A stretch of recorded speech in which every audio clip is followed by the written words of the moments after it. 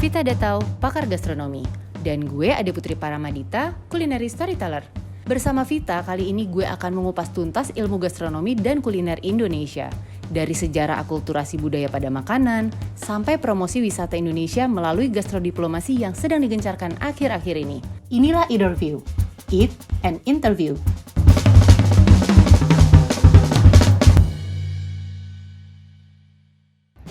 Halo, balik lagi bersama gue Ade Putri. Dan kalau sudah bersama Ade Putri berarti urusannya makan-makan. Tapi bukan cuma makan-makan, kita akan menggali cerita di balik UMKM. Acaranya apa namanya? Interview. Apa yang berbeda interview kali ini? Acaranya spesial karena kali ini dalam rangka untuk membantu kelangsungan hidup UMKM di masa pandemi, kita bekerja sama dengan GoFood dan Kementerian Koperasi dan UKM. Jadi kali ini aku akan ada tamu spesial juga. Halo Mbak Vita Datau. Hai, senang sekali saya diajak makan-makan. Kalau biasanya makan-makan ketemu langsung, kali ini formatnya agak berbeda. Dan biasanya kita makan-makan tuh cuma asal, ketemu udah seneng ya. Yes. Kali ini makan-makannya ini aku pengen Mbak Vita untuk memilihkan ada beberapa UMKM pilihan. Nah, jadi mulai langsung aja, apa UMKM yang dipilih oleh Mbak Vita kali ini? Oke, pilihan saya tuh ke toge goreng. Ini toge goreng ketapang. Ini yang saya pilih. Lalu saya punya sotomi Ibu Ana Cilandak. Dan ada serabi, pasti harus ada dessert kan? Yes. Nah, ada serabi juga. Serabi Pasar Minggu nih. Oke. Ketika bicara tentang seorang Vita Datau, apa sih Mbak? Kamu tuh disebutnya apa sebenarnya? Ahli gastronomi, pakar gastronomi, atau apa? Jadi sebetulnya tuh asal muasalnya karena saya doyan makan deh, itu satu. Sedangkan background saya sendiri kan saya adalah arsitek dan master saya di project management, which is management banget gitu. Nah, karena pengalaman saya bekerja dengan United Nations World Food Program, itu UN ya, itu yang membuat saya berkeliling ke seluruh Indonesia dan disitulah saya jatuh cinta. Nah, kalau dibilang satu, mungkin saya adalah pemerhati makanan Indonesia awalnya. Tapi sejak saya tahu bahwa ternyata makanan Indonesia itu punya potensi yang luar biasa dan harus dikaitkan dengan budaya, dengan cerita, dengan tourism, maka saya sekarang lebih spesialis ke gastronomi, tapi ekspertisnya di cultural dan tourism. Jadi saya fokusinnya di situ, riset-riset saya dan segala macam. Jadi kalau dibilang pakar gastronomi itu macam-macam. Ada yang kayak Chef Ragil contohnya. Dia juga boleh dibilang sebagai gastronom karena dia mengetahui bagaimana lokal produk itu bisa ada di piringnya dia begitu indah dan begitu nikmat dan otentik. Ya, Ade pun juga adalah bagian dari ekosistem gastronomi ini. Tanpa cerita, tanpa storytelling itu nggak akan ada yang namanya makanan itu menjadi bisa menyentuh 5 panca indera kita. Itu. Jadi kalau dibilang pakar ya semua punya porsinya sendiri-sendiri. Tapi Mbak Vita lebih suka ke arah cultural, jadi preservasi budaya dan juga tourism. Jadi bagaimana membangun sebuah gastronomi destinasi yang berkelanjutan. Nah, itu. Sebenarnya ada pertanyaan tentang ini ketika kita bicara gastronomi, terus apa yang sudah Mbak Vita lakukan gitu ya. Ini orang-orang suka nanya itu kan ada perencanaan destinasi-destinasi baru, itu gimana sih Mbak ceritanya? Oh, yang itu teman-teman ya, tahu. yang ada awalnya 10 destinasi baru, terus sekarang 5 destinasi prioritas ya. Oke, jadi begini. Betul. Gastronomi sendiri itu adalah sebuah art and science dari a good eating habit. Jadi cara makan yang baik di satu daerah dan wilayah yang dipengaruhi oleh budaya, lokal wisdomnya, termasuk lokal produknya ya, itu adalah gastronomi. Termasuk the way of cooknya, cara dia memasaknya. Nah, di setiap destinasi wisata itu pasti punya local wisdom. Pasti. Kalau Ade ke satu tempat pasti ke pasar nggak? Pasti ke pasar. Kalau orang gastronomi nggak mungkin, dia pengen sekali lihat apa yang terjadi dan makan apa dan segala macam. Nah, di 10 destinasi prioritas itu juga ada. Nah, kenapa dipilih 10 destinasi prioritas awalnya? Karena Bali yang dikenal di dunia itu sudah terlalu jenuh. Artinya Bali menyumbangkan tuh hampir 40% atau hampir 50% orang tuh 45% datang ke Bali. Padahal kita punya destinasi-destinasi yang bagus yang harus dibangun. Makanya waktu itu ada program 10 destinasi prioritas. Tetapi membangun 10 deh itu juga nggak gampang. Itu sebabnya akhirnya dibuatlah 5 destinasi prioritas. Apa aja? Toba, terus kita punya Joglo Semar, ada satu lagi itu Mandalika, jadi Labuan Bajo, terus Likupang di Manado.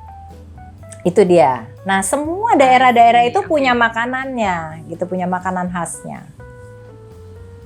Menarik banget sih Mbak. Ini semua orang yang dengar pasti kayak aku jadi pengen tahu lebih banyak soal gastronomi. Nanti kalau misalnya mereka mau ngecek nih enaknya cari di mana nih Mbak? Oh boleh gini, yang gampang adalah ke www.indonesiagastronominetwork.com. Nah itu ada penjelasannya lah sedikit tentang apa itu gastronomi dan segala macam gitu. Ada di situ.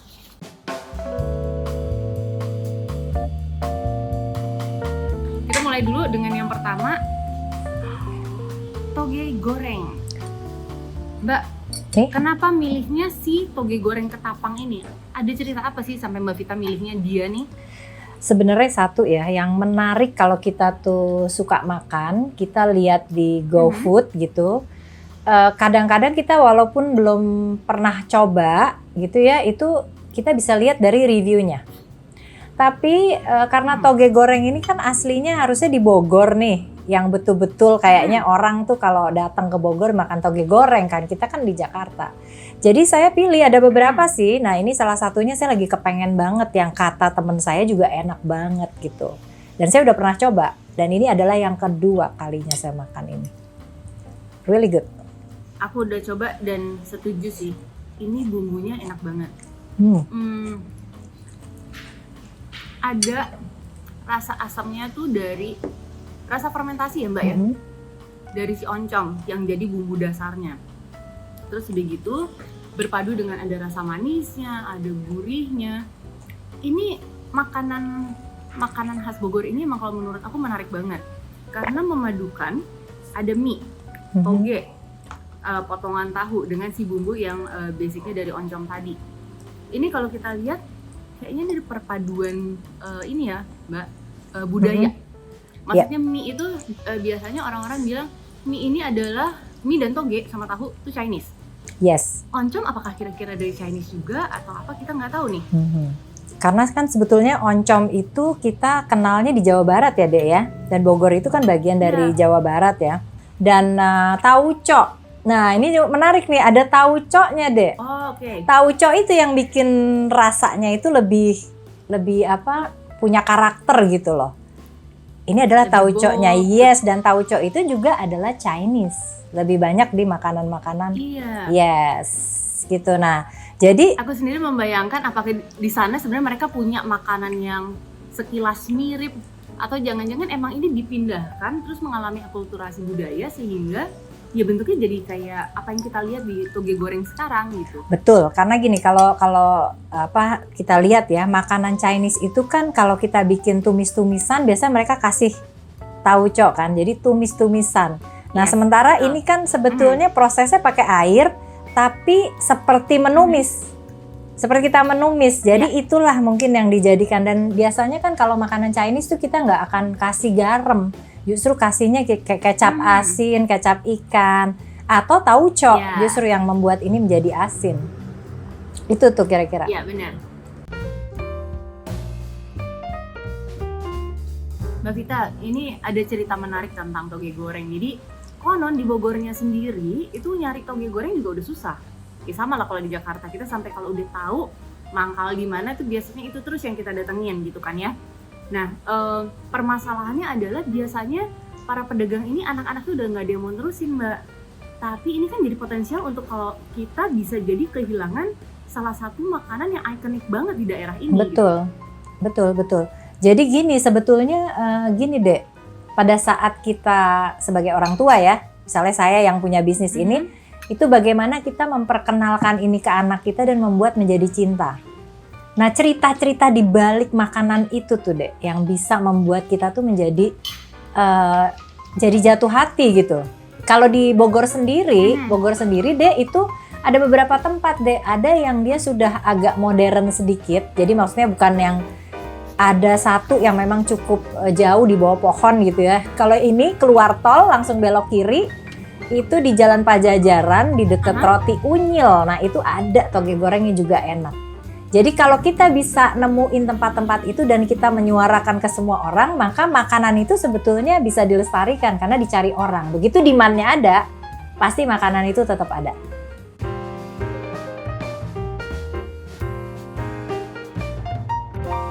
Si toge goreng ketapang ini perbedaannya dengan yang toge goreng yang ada terus di ingatan Mbak Vita karena pertama kali Mbak Vita coba dan langsung suka, ada bedanya nggak Mbak? Ada. Kalau ini itu kuahnya itu agak sedikit kental ya, dalam arti kental dan dia kayak seperti ada kanjinya sedikit gitu ya. Atau ya apa ya bilangnya? Ya, starchy ya. Yes, kayak seperti itu. Tapi kalau yang itu enggak. Jadi itu sampai oncomnya sama oncom tauconya itu kuahnya tuh sampai nutupin apa sayur-sayurannya ini. Dan Dek tahu nggak, makanan ini nih sebenarnya makanan yang sehat dan cocok dalam keadaan COVID loh. Karena ini plant-based food. Betul. Coba deh ada cerita tentang plant-based food. Orang tuh ya kadang-kadang kalau begitu udah dibilangin makanan plant-based langsung kebayanginnya Nggak daun-daunan enak, gitu. Iya. Padahal ini salah satu makanan plant-based yang tampaknya tidak seperti plant-based. Bahkan ada beberapa orang yang suka nggak nyangka ini tuh oncom. Ini tuh dari tanaman. Karena bentuknya Mbak, buat sebagian orang mengingatkan pada bolognese. Kayak daging cincang ya. Daging cincang. Yes, betul. padahal enggak. Dan ini ada proteinnya karena ada tahunya gitu loh. Ya kalau kita nggak mau makan karbonya, jangan makan lontongnya. Ya.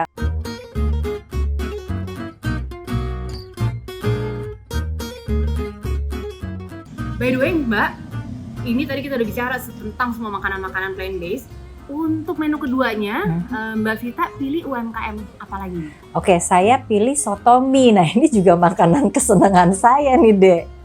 Soto Comfort food ya? Iya, comfort food. Jadi soto mie ini juga kan biasanya makannya di abang-abang gitu kan. Nah, ini semua adalah makanan yang saya makan dari kecil. Si soto mie juga begitu ya. Yang kita pilih kali ini adalah Bu Ana di Cilandak. Karena kebetulan rumah saya juga di selatan, jadi deket gitu. Dan ini termasuk yang salah satu yang enak lah, maksudnya dari beberapa ini. Nggak usah dengar saya, tapi lihat juga review. Tapi ini lumayan enak, isinya juga cukup banyak gitu ya. Nah dia namanya tuh soto mie Bogor spesial. Jadi Bogor lagi Dek. Iya kan Bogor lagi. Nah aku tuh dari kecil waktu SD ada tukang soto mie di depan sekolah. Itu kalau aku orang-orang yang pada jajannya yang ringan-ringan, kue cubit, makan siomay, aku langsung soto mie. nasi pakai soto mie. Ampun Dede. Tapi aku cara makannya biasanya beda. Risol itu aku nggak suka dicemplungin. Iya karena dia ngembang. Aku suka renyahnya. Yes. Tahu aku sih Mbak, ada 3 ya. Iya. Yang Mbak Vita pilihin UMKM. Yes. Satu lagi adalah, nah ini baru, ini happening banget nih Dek. Ini adalah, kelihatan nggak? Aku kelihatan nih tuh. Ini serabi, tetapi kuahnya tuh pakai kinca durian. Tuh. Oh, that's why. Dan ini saya pokoknya yang membuat ini menjadi enak karena si kinca duriannya. Enak kan Dek? Pandannya juga berasa kan? Nggak salah ya ngobrol sama saya. Cakep. Ini pengalaman ya yang bisa membuat seorang Vita Dato merekomendasikan makanan-makanan yang gitu. Nah, tahu nggak ada Aku ceritanya jadi penasaran Dek? deh, Mbak. Dek, ada cerita seru Kenapa? nih Dek. Ini serabi ini itu menginspirasi kue pancong yang juga dikasih kinca durian. Jadi gara-gara serabi ini dengan kan kebanyakan nggak ada kue pancong yang pakai kuah durian. Kue pancong itu dimasak bahkan dengan gula atau apa. Ini kalau kita sajikan ke tamu-tamu mancanegara yang bilangnya nggak suka durian, aku rasa ini masih bisa menipu ya. Bisa. Harusnya masa kayak nggak harus suka durian, tapi menurut aku bisa jadi suka sama si kinca durian Iya. ini gitu, karena Karena nggak ada baunya, Dek. menampilkan rasa, menampilkan aromanya tuh kayak satu semuanya.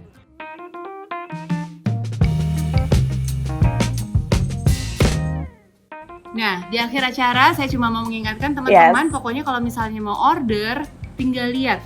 Tadi ada 3 tempat yang bisa dipesan ya. Jadi pertama, toge goreng Ketapang Utara. Kemudian ada yang kedua, sotomi Bogor, Bu Ana Cilandak. Dan yang ketiga ada Serabi Solo Mandiri Pasar Minggu. Itu 3-tiganya tinggal dipesan di GoFood. Dan teman-teman tidak perlu khawatir karena GoFood selalu mengikuti protokol standar kebersihan dengan mengedukasi para partner atau merchant sehingga begitu nyampe di tempat kita aman. Nah, satu lagi yang saya perlu ingatkan teman-teman, intinya kita tuh sekarang harus membantu para UMKM dengan cara membeli produk-produk mereka. Tadi Mbak Vito udah ceritain kenapa kita harus membantu mereka juga, dan saya selama ini kan bilang kayak udah tinggal aja lihat kiri kanan, buka pagar pasti ada UMKM yang bisa dibantu. Sekarang caranya bisa lebih mudah karena tinggal pesan GoFood. Oke, pokoknya kita akan selalu siap bersama UMKM. Mbak Vita udah tahu, sekali lagi terima kasih atas waktunya berbagi informasi di siang hari ini sambil makan. Sama-sama, Ade. Sampai ketemu lagi ya, Mbak. Ya, sama-sama, Dek. Terima kasih banyak sudah mengundang saya. Menurut saya, toge goreng ini hampir mau tenggelam. Karena sepi pembeli, saya memutuskan gabung dengan GoFood. Alhamdulillah, semenjak saya gabung sama GoFood, mulai ada peningkatan sampai 5% sampai 10%. Cobain toge goreng Ketapang Utara 3. Rasanya raos banget. Tinggal diklik di GoFood.